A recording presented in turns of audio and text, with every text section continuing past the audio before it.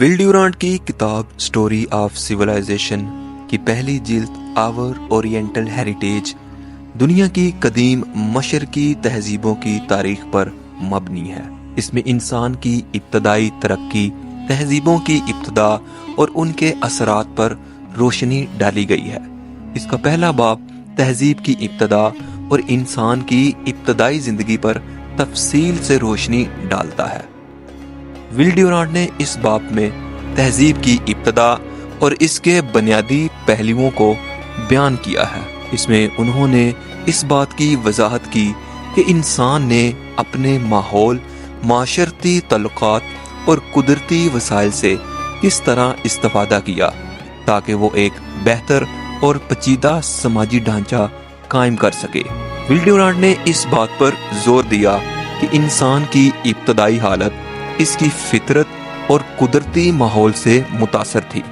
इब्तदाई इंसान शिकार और जड़ी बूटियां खाने वाला था जो अपनी बका के लिए जंगलात में रहता था।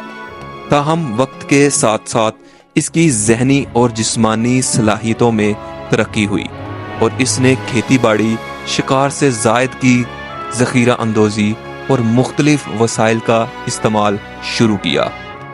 ये इब्तदाई इंसानों की ज़रूरत थी कि वो अपने माशरती तल्लुकात को बेहतर बनाएं और अपने लिए एक ऐसा समाज कायम करें जो उनकी बका और तरक्की की ज़मानत दे सके।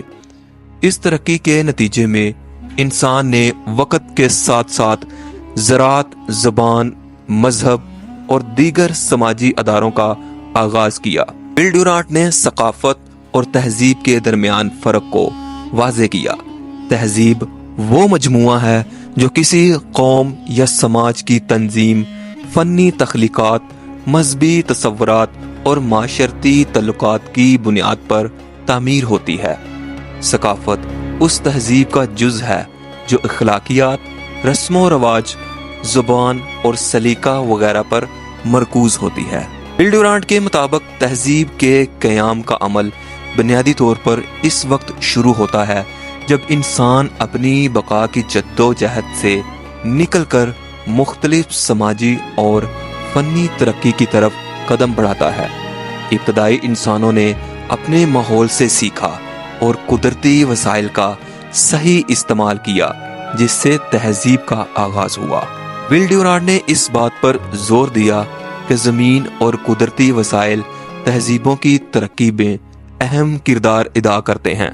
ज़मीन का खेती बाड़ी के लिए मुनासिब होना, दरियाओं का करीब होना और जगराफियाई खसूसियात जैसे पहाड़ और वादियाँ इस बात का तयन करती हैं कि एक तहजीब किस तरह परवान चढ़ेगी।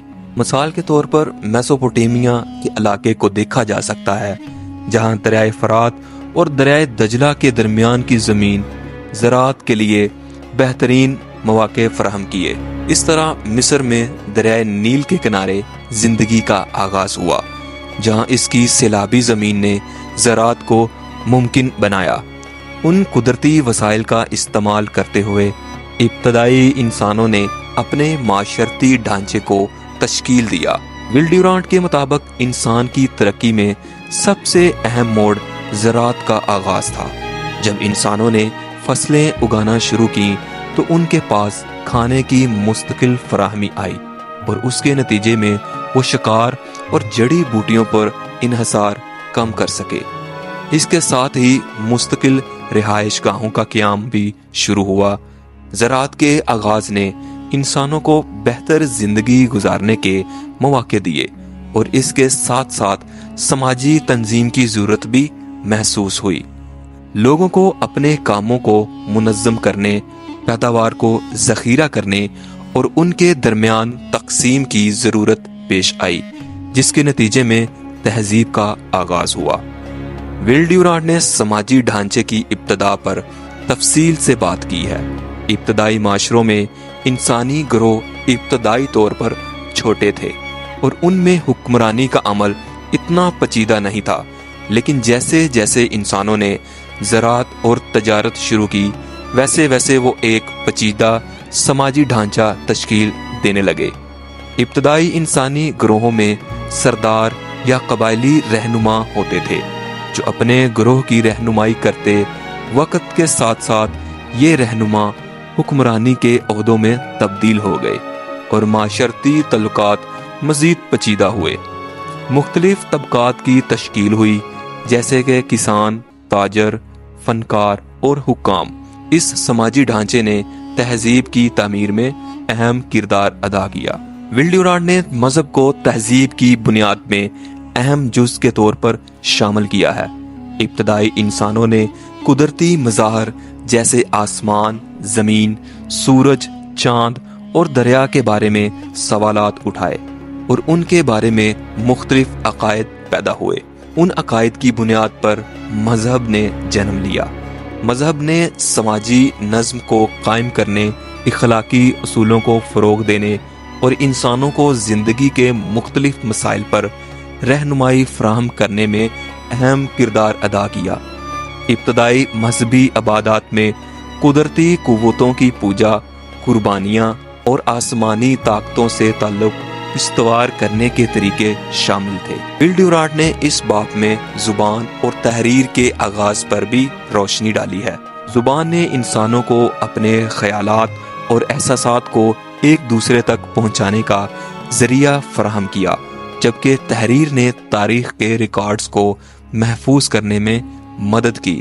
تحریر کا آغاز میسوپوٹیمیا اور مصر میں ہوا، جہاں قدیم لوگوں نے علامتی زبان اور تحریر کا استعمال شروع کیا۔ اس تحریر نے تہذیب کی تاریخ کو محفوظ کرنے کا موقع دیا اور انسانوں کو اپنی معلومات کو نسل در نسل منتقل کرنے کی سہولت فراہم کی۔ ول ڈیورانٹ نے فنون اور ثقافت کے آغاز کا بھی ذکر کیا ہے۔ ابتدائی انسانوں نے اپنی روزمرہ زندگی اور مذہبی تصورات کو اظہار دینے کے لیے فنون کا سہارا لیا۔ مجسمہ سازی، نقش و نگار اور مصوری ابتدائی تہذیبوں کا حصہ بن گئیں۔ یہ فنون نہ صرف جمالیاتی مقصد کے لیے تھے، بلکہ ان میں ایک گہری روحانی اور ثقافتی اہمیت بھی چھپی تھی۔ مصر کے اہرام، میسوپوٹیمیا کی زگورات اور قدیم ہندوستان کے مندر اس بات کے ثبوت ہیں کہ انسانوں نے اپنے فنون کو مذہبی اور ثقافتی اظہار کے طور پر استعمال کیا۔